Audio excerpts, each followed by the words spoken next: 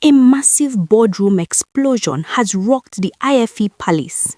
Olori's shadow finally snapped after Queen Naomi promoted Dr. Opeoluwa at the prestigious Ife hospital. Olori's shadow accused them of cornering all the power, but the reply she got was a merciless finishing that exposed exactly what she has been doing while others were working. A short prayer for my Crown Gist friends and families. May your hard work and silent efforts speak for you in the presence of your enemies. While others are distracted by temporary competition, may you be busy building an everlasting legacy. Amen. While you were busy fighting for nights in the king's bed, we were busy building the empire. That was the heavy slap that silenced the palace.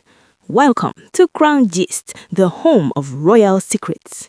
If you want the real truth behind the crown, subscribe now and join the family. We have deep respect for the Yoruba culture, so we use fictional names for certain secret matters and personalities. Keep watching and the truth will unfold perfectly. The tension inside the Ife hospital boardroom was so thick you could cut it with a royal sword. My Crown Gist friends and families, you need to understand that this was not just a medical meeting. It was a power shift that had been brewing for months. For weeks, Olori's shadow had been carrying a heavy load of bottled-up anger. She had been watching from the sidelines, feeling left out, feeling like the world was moving on without her. But when Queen Naomi, the jewel, stood up during that board meeting, the fire finally met the petrol. Queen Naomi didn't need to shout. She didn't need to struggle for attention. She stood there with a confidence that can only come from knowing she has the Golden King's full backing. When she calmly announced that Dr. Opeoluwa had been appointed as the assistant medical director of the hospital, the room erupted in applause. Olori's shadow felt something snap inside her heart. It wasn't just the position that hurt her, it was the way it was done. It was the way the Golden King had sent his armored Cadillac Escalade all the way from Ife to Lagos to pick up Queen Naomi from Lekki, just so she could make that announcement in style. To Olori's shadow, that vehicle was a message. This is the woman in charge. As the meeting ended, Olori's shadow sat there with a smile that was forced and painful. She felt betrayed. She felt that the jewel was planting her soldiers everywhere, building a wall of power that no one else could climb.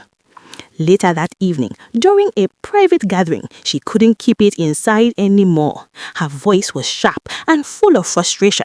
"This is unfair," she screamed. "The jewel and Dr. Opeoluwa are now controlling everything. Why is power being cornered by a small circle? If any of us talk, they will use their influence to pursue us. This is not how a family is supposed to live in peace." She looked at the floor, breathing heavily, hoping someone would take her side. She complained that the Golden King's decisions were the reason things were so bad in the palace. The room went completely silent. People shifted in their seats, looking at their feet, afraid to meet anyone's eyes. Then Dr. Opeoluwa stood up. She didn't shout. She didn't insult anyone. She just looked directly at Olori's shadow with a gaze that could melt steel. "While you were busy competing for nights with other Oloris, calculating who goes to the Golden King first and who goes second, some of us were busy securing influence through real work," Dr. Opeoluwa said, her voice like a cold blade. "You can cry more because you haven't even started crying yet, but you cannot rewrite history." The entire room gasped. Dr. Opeoluwa reminded her that positions are not gifts, they are earned. She began to list her contributions to the hospital, how she moved the systems from paper to digital, how she trained staff who couldn't even use computers, and how she secured international grants while others were busy fighting for attention in the bedroom. Influence is not noise. Influence is being present when policies are written and board members are formed. That is where the jewel has been. While you were distracted, she was focused. So don't tell us about control when what you really mean is that you were asleep while we were building. Olori's shadow tried to argue, mentioning her loyalty and how she had been there since the Golden King was struggling with his real estate business. But Dr. Opeoluwa shut her down immediately. "Go and sit down. We have building for tomorrow, not talking about ancient history. Stop this I was there first attitude. It doesn't pay the bills. You could hear a pin drop in that room after Dr. Opeoluwa finished her speech. Olori's shadow looked like someone who had been hit by a spiritual thunderbolt. She was gasping for air, her eyes darting around the room, looking for even one person to nod in her favor. But the silence she met was colder than ice. The "I was there before you" card she tried to play had failed woefully. But don't think for a second that Olori's shadow took that slap and went to sleep. No, that night she didn't return to her quarters to rest. Instead, she began to move from one room to another, trying to poison the minds of the other wives. She went to their private corners, whispering that if they didn't stand up now, Queen Naomi and Dr. Opeoluwa will eventually treat them like housemaids in their own palace. "Don't you see what is happening?" she whispered to one of the younger wives. "They are building a kingdom inside a kingdom. Today it is the hospital. Tomorrow it will be the palace finance. And the next day, our children will be looking for space to sit. We must act." But the dragging she expected didn't happen. Why? Because the word had already spread about the Cadillac Escalade treatment the Golden King gave to the jewel. The other wives are not fools. They know that if the Kabiyesi is sending armored vehicles to pick a woman from Lagos, it means that woman is carrying a special kind of fire. They didn't want to be the next person Dr. Opeoluwa would finish with logic and facts. The next morning, the palace was buzzing with a new kind of energy. Olori's shadow decided to take her case to the Ife elders. She claimed that the cultural balance of the palace was being destroyed by modern Western ideas brought in by filming Naomi and her IT expert friend. She tried to make it look like she was fighting for the tradition of Ife, but the elders just looked at her over their spectacles. One of the elders asked her a very simple question. "Olori, when the hospital was using paper and records were getting lost, where were you? When the children of this land needed medical outreach, were you there to lead the doctors?" Olori's shadow started stammering about her loyalty during the Golden King's real estate struggles years ago. The elder sighed and said, "The king of today does not trade with the coins of yesterday. Go and find work to do." This rejection pushed Olori's shadow to the edge. She went back to her room and locked the door. For 3 days, she didn't come out. Rumors started flying that she was planning something big, a backdoor move to reclaim her power. Some said she was consulting people outside the palace, while others believed she was just waiting for the jewel to make the more mistake. But while Olori's shadow was hiding, Queen Naomi and Dr. Opeoluwa were already moving to the next phase of their plan. They weren't just fixing the hospital, they were looking at the entire educational system of the Ife lineage. They were holding meetings with international partners, and the Golden King was seen smiling more than he had in years. The power circle was growing stronger, and it was built on a foundation of results, not just staying in the palace the longest. The suspense was killing everyone. People were asking, what will Olori's shadow do when she finally opens that door? Will she apologize, or will she bring a new kind of wahala that the palace has never seen? The atmosphere was so tense that even the palace guards were standing at extra attention. Then, a secret letter was found near the Golden King's private garden. It wasn't signed, but the handwriting looked very familiar to anyone who had seen Olori's shadow's previous petitions. The letter spoke of his secret alliance that was supposedly planning to undermine the king's authority.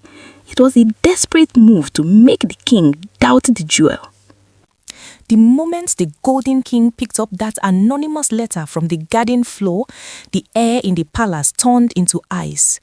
You see, the person who dropped it thought they were being clever, but they forgot that the Kabiyesi is a lion who can smell fear and desperation from a mile away.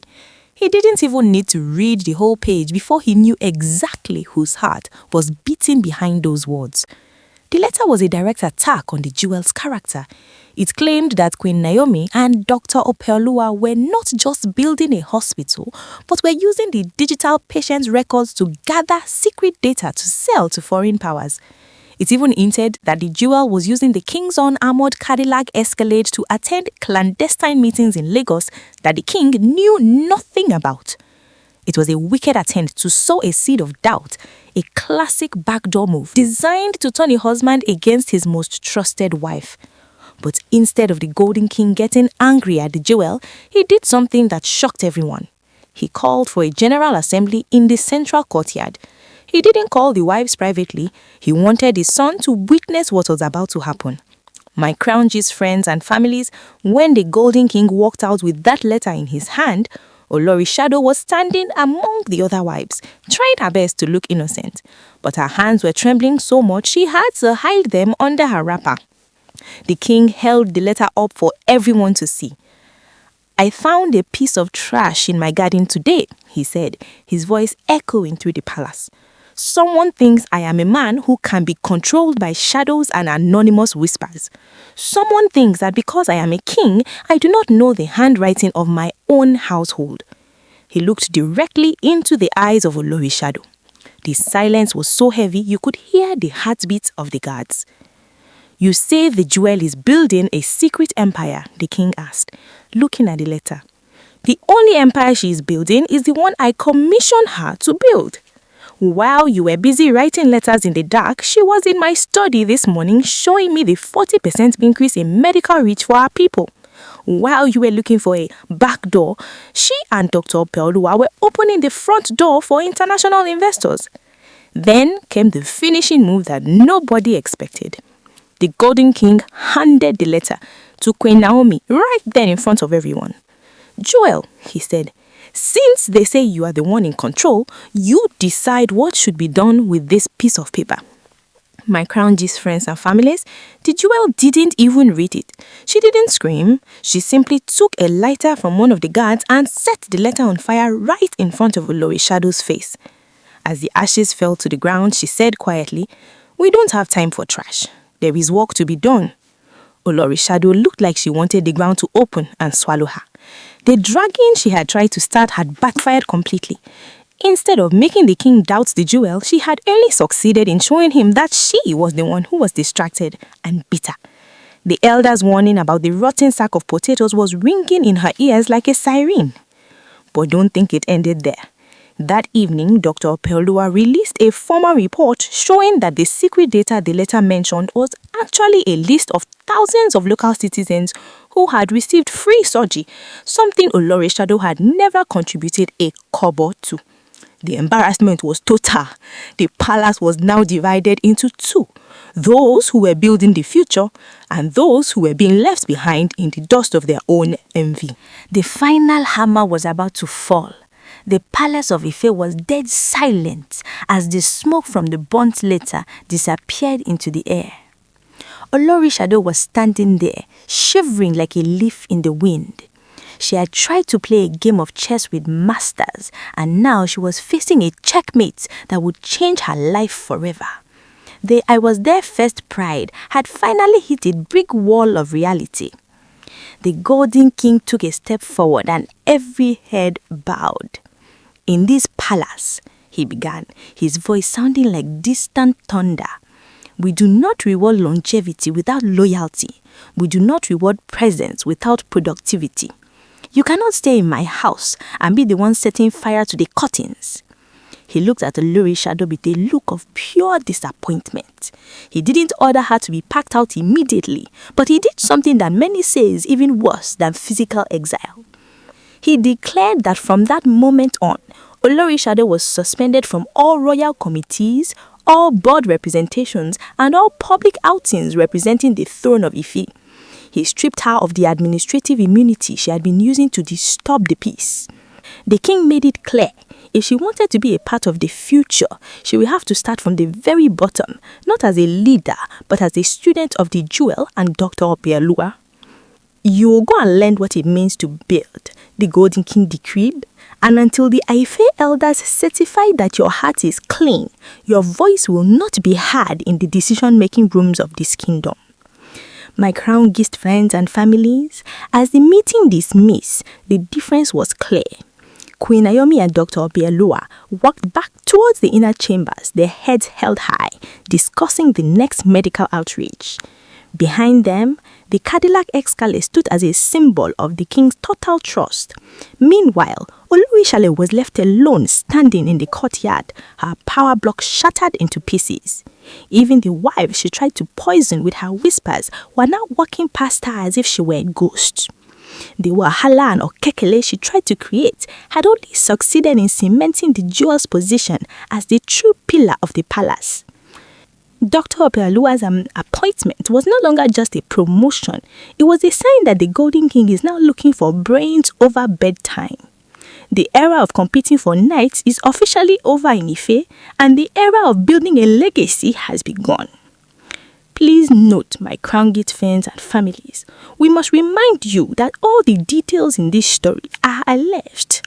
These are rumors and unverified information making the rounds on social media. This story is shared for entertainment purposes based on reports from various sources, and it should not be taken as absolute fact. We are simply bringing you the gist as it flows in the digital streets. The palace is quiet for now, but in the world of royalty, silence is often just a gap between two storms. Olori's shadow is down, but is she truly out? Only time will tell if she will humble herself or plan another backdoor move. Thank you for watching Crown Gist. You are the heartbeat of this channel.